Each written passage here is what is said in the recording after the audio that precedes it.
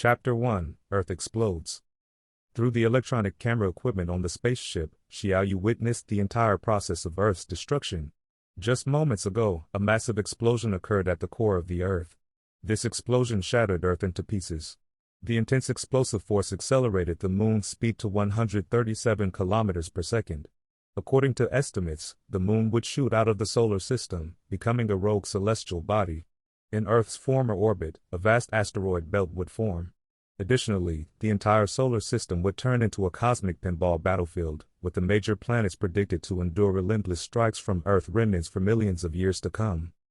Countless observational data streamed into Xiaoyu's mind.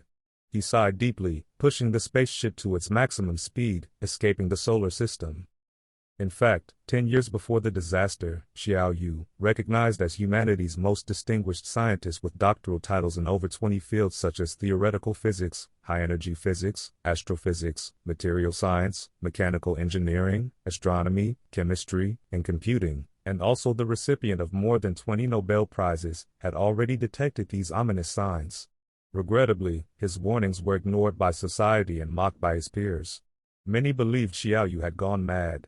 One scientist even exclaimed to the media, "I don't know what evidence Xiaoyu was basing his conclusions on. Did he dream it up last night? The Earth will be destroyed? It's a joke. Even kindergarteners know that the Earth will continue to exist safely." Xiaoyu, with a bitter smile, realized, even if society heeded the warning, with humanity's current technological level, there's no way to prevent this cataclysm. Instead of living in despair, it's better for them to enjoy their final moments of happiness. Consequently, Xiaoyu withdrew from the scientific community. In the first 2 years, he amassed immense wealth, becoming the world's richest man, and then initiated his plan. With scientific expertise 2 decades ahead of the world, Xiaoyu spent 8 years constructing humanity's first real interstellar spaceship. Once assembled in Earth's geosynchronous orbit, he separated his soul using his custom-made device and transferred it to the ship's main computer. After integrating with it, without hesitation, he accelerated, breaking free from Earth's gravitational pull. Xiaoyu had verified that under specific conditions, the human spirit or soul could last eternally. Besides, discarding the physical body and merging the spirit with the computer had benefits.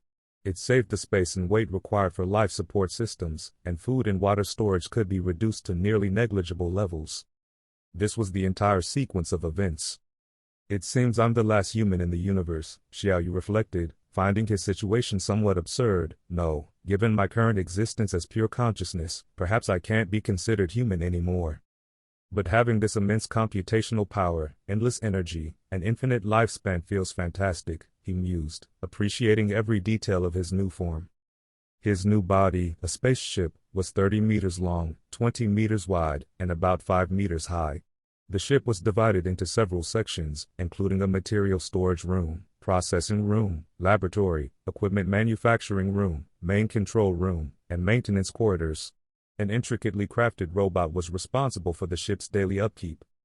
In the vast cosmos, the small ship raced forward at approximately 33 kilometers per second. Even so, reaching Jupiter, the nearest gas giant, would still take about 200 days. Indeed, Jupiter was Xiaoyu's first destination, as it offered an almost infinite supply of nuclear fuel. Though he had opted for chemical propulsion due to various reasons, once he developed controllable nuclear fusion, he would undoubtedly upgrade to nuclear power. Through the telescope, Earth's remnants appeared as a vast luminous curtain. Xiaoyu recognized it as the remnants of Earth's oceans evaporated by the sun, resembling a comet's tail.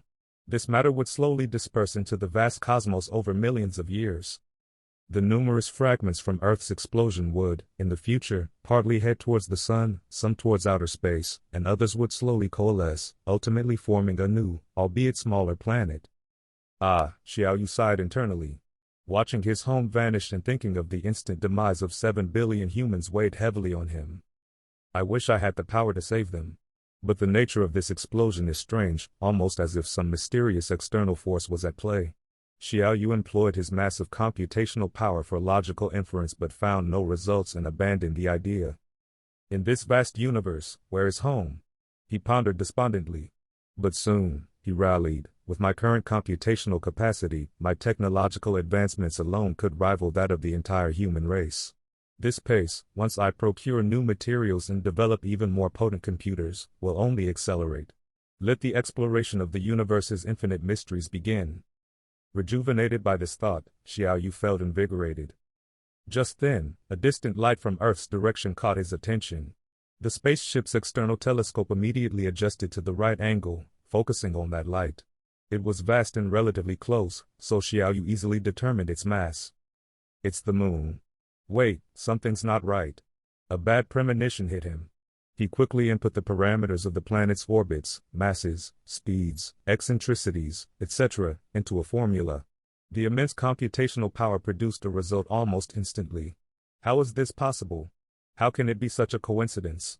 How can it just happen to collide? At the current speed of the moon, it should have simply brushed past Jupiter and flown out into space. How can their orbits just happen to overlap? Damn it. God, are you playing with me? Isn't this a death sentence? Xiaoyu stared in disbelief at the results, cursing in his heart. God, am I really about to witness the most spectacular collision event in the history of the solar system? Xiaoyu cried out in desperation. The calculations clearly told him that at the moon's current speed, in about 50 days, it would directly collide with the largest planet in the solar system, Jupiter. Generally speaking, for celestial bodies of this magnitude, a direct collision is unlikely. The most probable outcome would be Jupiter capturing the moon as its satellite. As the orbit shrinks over time, once it surpasses the Roche limit, the moon would be torn into pieces and sequentially hit Jupiter. By the time the collision happens, tens of thousands of years might have passed. But the moon's orbit just so happens to be on a direct collision course. With my level of technology and equipment still in the early stages, how can I possibly avoid such a fierce cosmic collision event? Xiaoyu screamed. 70 million years ago, the asteroid that caused the extinction of the dinosaurs was only 10 kilometers in diameter. And the moon's diameter? A whopping 3,400 kilometers. Jupiter's diameter is a staggering 140,000 kilometers. Back then, when fragments of comet Shoemaker-Levy 9 hit Jupiter, each fragment was only about 2 kilometers in diameter, but the total energy released from the collision was equivalent to over 400 trillion tons of TNT. The comet fragments were traveling at 210,000 kilometers per hour, whereas the moon's current speed is over 400,000 kilometers per hour. How much energy would such a collision release? Xiaoyu didn't dare to calculate. But he was certain that the ensuing material ejection and radiation burst would sweep across the solar system. The asteroid belt would be blown away, and the new asteroid belt in Earth's original orbit would also be completely disrupted. It's estimated that a significant portion of the debris will strike the sun.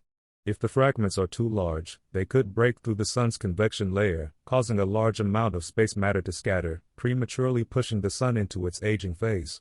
In other words, this collision could possibly destroy the entire solar system. Even if not, the solar system would become hellish. Xiaoyu increasingly doubted that the destruction of Earth was a result of some orchestrated calculation, otherwise, things wouldn't be so coincidental. Damn it, I need to find a way to avoid the most intense phase of the collision. If directly covered by the radiation burst caused by the collision, with my current material technology, the entire spaceship would be instantly melted, even if it's billions of kilometers away. As Xiaoyu was inwardly alarmed, his powerful computer began to operate at full capacity. This central computer, personally designed and manufactured by Xiaoyu, is at least 20 years ahead of human technology. Its computational power is almost equivalent to the world's fastest supercomputer, the Tianhe-2, but its energy consumption is a mere fraction of the Tianhe-2's. In an instant, countless orbital parameters and speed data were inputted for calculations. Numerous indicator lights started flashing rapidly, and it took Xiaoyu half an hour to come back to his senses. This is the only way. Yes, there's a 50% chance to safely pass through the initial intense collision phase. But, I don't have enough energy reserves, Xiaoyu lamented. Alter the course towards Mars, estimated to reach Mars' orbit in 20 days. Then maintain position behind Mars, using it as a shield. This should help survive the calamity. After that, going to Jupiter is out of the question, so Saturn it is. Saturn's moon Titan seems promising, with vast reserves of methane for fuel. The problem remains the oxidizer. Without it, methane can't burn. Whatever, I'll take it one step at a time, I'm about to die anyway. How can this be such a coincidence? How is it possible to bump into it like this? With the current speed of the moon, it should have simply skimmed past Jupiter and headed into outer space. How could their orbits coincidentally overlap? Damn it. Is the universe playing a joke on me? Isn't this a death sentence? Xiaoyu stared in disbelief at the results, cursing internally. Is it possible that I am actually going to witness the most spectacular collision in the history of the solar system? Xiaoyu exclaimed in despair. The calculations clearly indicated that at the current speed of the moon, in about 50 days, the moon would directly collide head-on with Jupiter, the largest planet in the solar system. Typically, a head-on collision between celestial bodies of this magnitude is quite unlikely. The most probable scenario would be that Jupiter captures the moon as one of its satellites. Over time, the moon's orbit would shrink, and once it surpasses the Roche limit, the moon would be torn apart and, in pieces, strike Jupiter in succession. By the time such a collision would happen, possibly tens of thousands of years might have passed.